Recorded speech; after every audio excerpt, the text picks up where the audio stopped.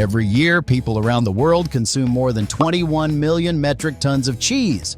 That's over 47 billion pounds of this creamy favorite. In Europe alone, the average person eats close to 21 kilograms a year, which is nearly half their body weight in cheese.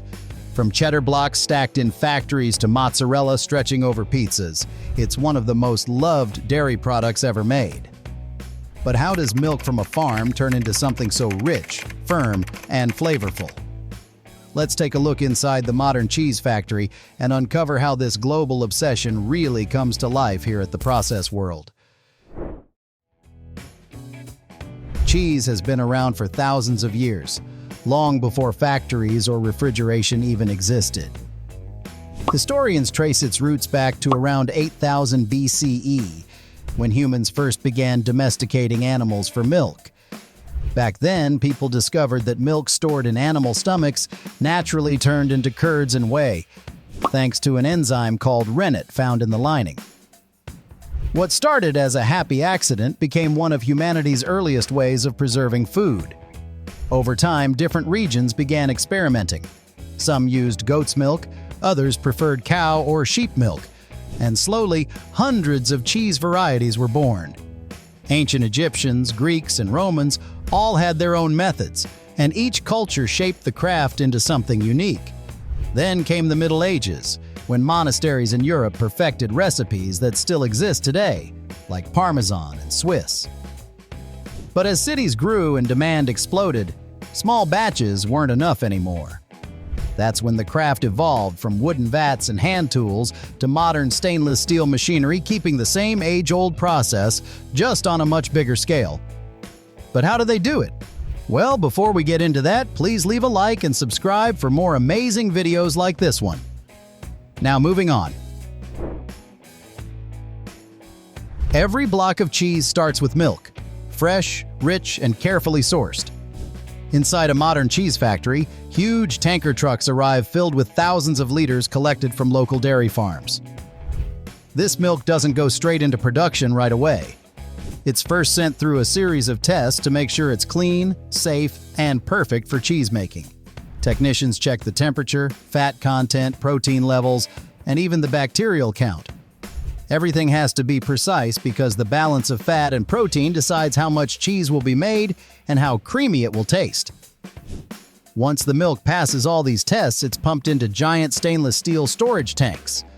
These tanks keep the milk cool and gently stirred, preventing any separation before processing begins.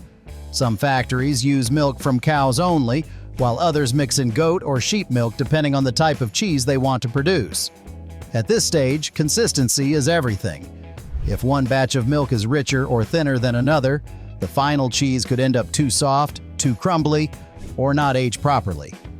This is where technology plays a major role. Sophisticated sensors and automated systems track the milk's quality every step of the way. It's all about creating the same results every single time. Once the milk is safely stored, the preparation stage begins. This is where raw milk transforms into the perfect base for cheese making. First, it goes through a process called standardization. That means adjusting the ratio of fat and protein to fit the specific cheese recipe. For example, cheddar needs more fat for that rich taste, while mozzarella works best with a lower fat balance. Every cheese variety has its own formula, and precision here makes all the difference later on.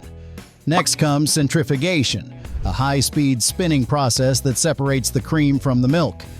The separated cream can be used for butter or ice cream, while the skimmed milk continues its journey toward becoming cheese. This stage determines whether the cheese will be made from whole, part skim, or skim milk. After that, the milk is pasteurized. This step is all about safety. The milk is heated to about 72 degrees Celsius for about 15 seconds to eliminate harmful bacteria. Once it's pasteurized, it's quickly cooled to the ideal fermentation temperature, usually around 30 degrees. Inside the factory, every step happens in a closed, sterile system to keep the milk pure and uncontaminated.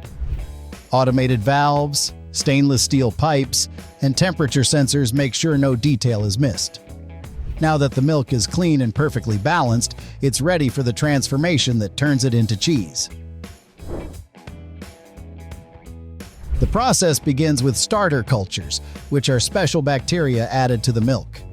These friendly microbes feed on the natural milk sugar, lactose, and turn it into lactic acid. That gentle acidification gives the milk the right acidity and starts to thicken it. It's a vital step that shapes the flavor, texture, and aroma of the final cheese. Once the bacteria have done their part, it's time for rennet, an enzyme that brings milk proteins together. When rennet is added, the milk begins to set like a soft gel. After a short rest, it firms up into what cheesemakers call a curd mass. This is where milk officially stops being a liquid and starts its life as cheese. The liquid left behind is called whey, which will be drained and reused later for other products. Each type of cheese uses its own combination of bacteria and rennet strength. For example, cheddar, mozzarella, and Parmesan all start from milk, yet each culture works differently to give its unique taste and texture. Inside modern factories, the temperature and timing are monitored with great precision to make sure the curd forms just right, not too soft, not too firm. Once the curd is formed, the next step is all about shaping its texture and removing moisture. Inside the large cheese vats, sharp stainless steel blades called curd cutters begin slicing through the gel-like curd. The size of each cut determines what kind of cheese will be made. Small cubes lead to firmer cheeses like Parmesan, while larger cuts keep more moisture, perfect for softer types like mozzarella. Every movement is carefully timed, since cutting too early or too late can affect the quality of the entire batch. After cutting, the curds are gently stirred and heated in a process called cooking. The temperature slowly rises, while automated arms keep the curds moving to prevent them from sticking together. This step helps the curds firm up as they release more whey. The heat and stirring are closely monitored because even a small change in temperature can alter the final texture. When the curds reach the right firmness, the whey is drained off, leaving behind the concentrated curd mass. The leftover whey doesn't go to waste. It's collected and later used to make whey protein, ricotta, or animal feed. Some factories also perform a process known as cheddaring, where the curds are stacked, flipped, and allowed to acidify further. This step develops that dense, stretchy structure found in traditional cheddar. At the end of this stage, the curds have lost most of their moisture and taken on a distinct texture. They're now ready to be shaped and pressed into the familiar forms we recognize as cheese. Now, the freshly drained curds are transferred into molds, which define the shape and size of the cheese: blocks, rounds, or wheels. Each mold is lined with fine mesh or tiny holes that let any remaining whey escape. Inside the molds, the curds are packed evenly to avoid air gaps, ensuring the cheese develops a smooth, firm texture. After molding, the cheese goes through pressing. Hydraulic or mechanical presses apply controlled pressure that gradually squeezes out leftover moisture. The pressure is carefully set depending on the type of cheese being made. Hard cheeses like Parmesan require more pressure, while softer types like Brie need much less. The pressing can last for several hours, and during this time, the curds knit together, creating a single solid piece. As the pressing continues, the cheese takes on its final structure and consistency. Once firm enough, it's rim. This is where salting comes in. Salt isn't just for taste, it also plays a key role in preserving the cheese and controlling moisture. Without it, bacteria could grow too quickly, and the texture would turn soft or rubbery.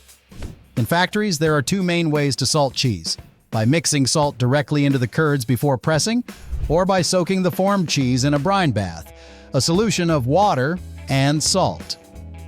During brining, the cheese wheels are placed into large tanks filled with salt water. Depending on the type of cheese, they can stay there for several hours or even a few days. The salt slowly moves from the outside in, forming a thin, protective layer on the surface. This layer strengthens the rind and helps control how the cheese ages later on. The longer the cheese stays in the brine, the saltier and firmer it becomes. Once the brining time is complete, the cheese is removed, rinsed, and left to dry in temperature-controlled rooms. In some factories, automated systems even rotate and lift the wheels to make sure every side is evenly salted. By this point, the cheese already has its basic flavor and structure. It's preserved, firm, and ready to move into the stage that truly defines its character: aging. This is where time, temperature, and microorganisms work together to bring out the flavor, texture, and aroma we recognize in each type of cheese. Inside modern factories, massive aging rooms maintain strict control over humidity and temperature. Every cheese variety has its own perfect environment: cooler and drier for hard cheeses like Parmesan, slightly warmer and more humid for softer ones like Brie or Camembert.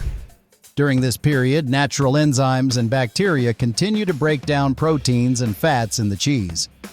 This slow transformation develops everything from mild and creamy notes to strong and sharp flavors, depending on how long the cheese is aged. Some cheeses mature for just a few weeks, while others can rest for many months or even years before they're ready. The process is carefully monitored. Workers regularly check the texture, test the moisture level, and make sure the rind forms evenly. In some facilities, the cheese wheels are flipped or brushed regularly to ensure even aging. Each turn helps distribute moisture and prevent unwanted mold growth. By the time this stage is complete, the cheese has taken on its final taste, firmness, and color. What began as simple milk has now evolved into a fully matured, flavorful product ready to be packed and shared across the world. In a modern factory, the process starts by cutting large wheels or blocks into smaller retail sizes. Machines slice, cube, or shred the cheese depending on how it will be sold. Every piece is weighed and checked to make sure it meets exact specifications. Next, the cheese moves to the packaging line. Here, it's sealed in protective materials like vacuum packs, plastic films, or wax coatings. These materials prevent air and moisture from getting in, which helps preserve freshness and flavor. Some factories use automated vacuum sealing machines that remove every trace of oxygen before sealing, extending the cheese's shelf life. For pre-sliced or shredded cheese, horizontal form-fill seal systems create airtight packages in seconds. Once packed, the cheese is labeled and coded with details like batch number, production date, and expiration date. From there, it's boxed, stored in cold rooms, and prepared for shipping to grocery stores and distributors around the world. Hygiene is a top priority throughout this stage. Machines are sanitized frequently, and workers wear full protective gear to prevent contamination.